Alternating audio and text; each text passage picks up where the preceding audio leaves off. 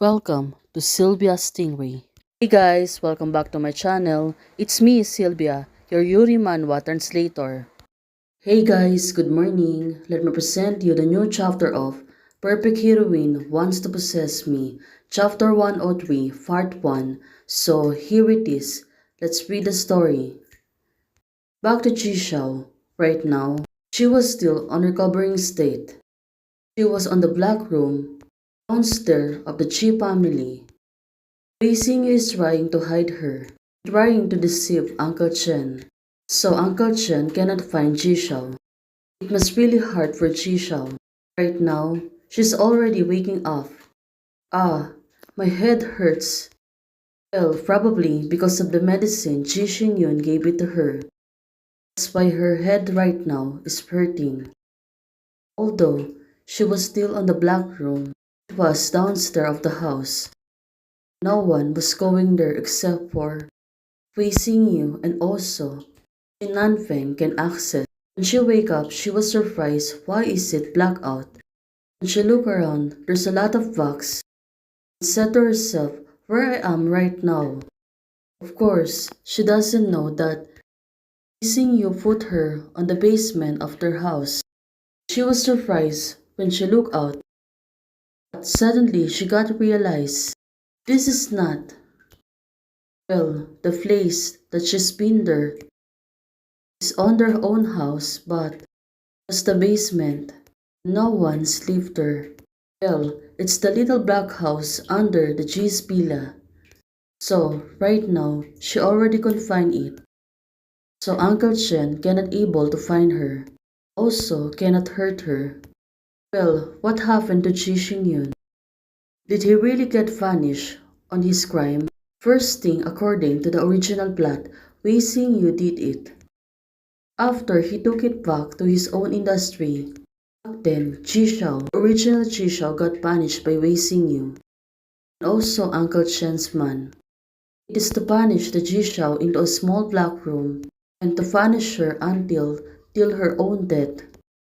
Oh, Jishao, what a poor fate she has.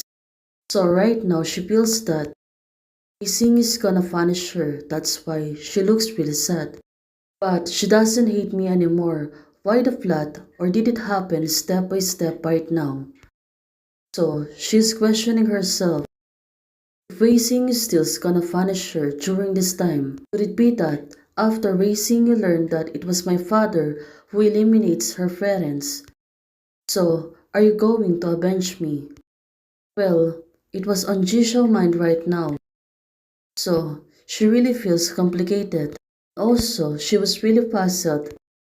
The things happening outside the room. Right now, suddenly, the door is opening.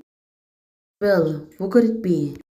It is Wei Xingyu's gonna punish her, or it was Jin Nanfeng, or maybe Uncle Chen. It was she who came right now. Well, she was pertaining to Wei Xingyu. When the door is open, it turns out Wei Xingyu was there. Now, she's entering the room. Looking at her, she looks really gorgeous, but her aura seems to be wrong. But Jishao right now, of course, she might feel scary, because on the flat, she already thinks that Wei Xingyu is gonna punish her until her death. Now, Wei Xingyu is approaching her. Looking at Jishao, she seems to be shaking at this moment. Well, probably, she was really scared. Her body is shaking. She said to herself, it turns out that she is about to eliminate by his beloved. Well, it really makes sense to her. She looks really sad.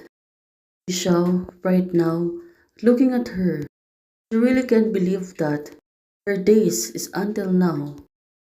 She is really get punished by the own hands of Wei Xingyu. Her beloved, and it feels like this. Well, looking at her, even though she really feels scared, Wei Xingyu, she really approached her. She moved closer to her. Jishao, she is not moving. Well, probably she was thinking on what will Wei Xingyu's gonna do to her. Suddenly, Wei Xingyu moved closer and closer to her. She was calling her Jishao. Well, let's hope. Facing you. She will not harm her, right? Even though the Ji family is the cause of her parents' death, Jishao has difference from her father.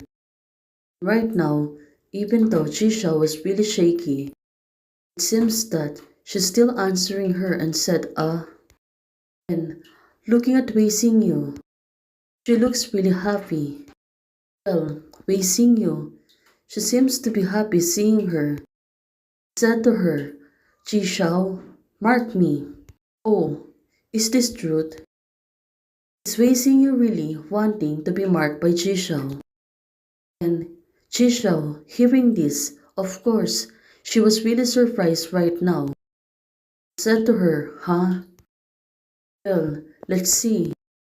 What will happen next?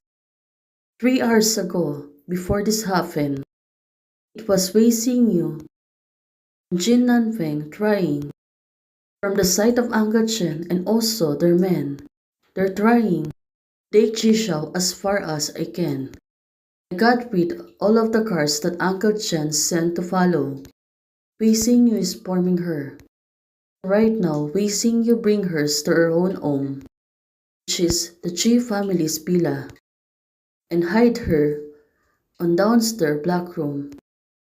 The rest is up to you.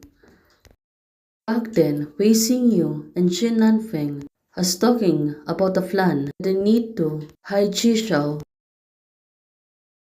Jin Nanping said, how about Jishao? It will be fine, those who take care of her. So that's the deal. Wei Xingyu and Jin Nanfeng was having a pact to be able to help Jishao hide her to everyone. And it makes sense. After a few minutes, they really come back to the Ji family house. And Wei Xingyu is carrying Jishao. She picked her up. Now she was carrying her. And the aunties said to her, Miss Wei, what happened? Because she was really afraid. What happened to Jishao, especially Wei Xingyu is carrying her. Jishao was still sleeping. Although Wei Xingyu said Uncle Chi had an accident and Jishao was in a dangerous situation. You can clean up the little black house downstairs. Okay, I'll go right now. Hey guys, there's a part 2, just wait for it for a little. If you like the video, please don't forget to like, share, and subscribe. And do comments and turn on the notification bell to keep you posted on my daily updates. Hey guys, membership is already open. For those who want to support, you can join the membership or you can directly support me via Ko-Fi. Thank you, bye!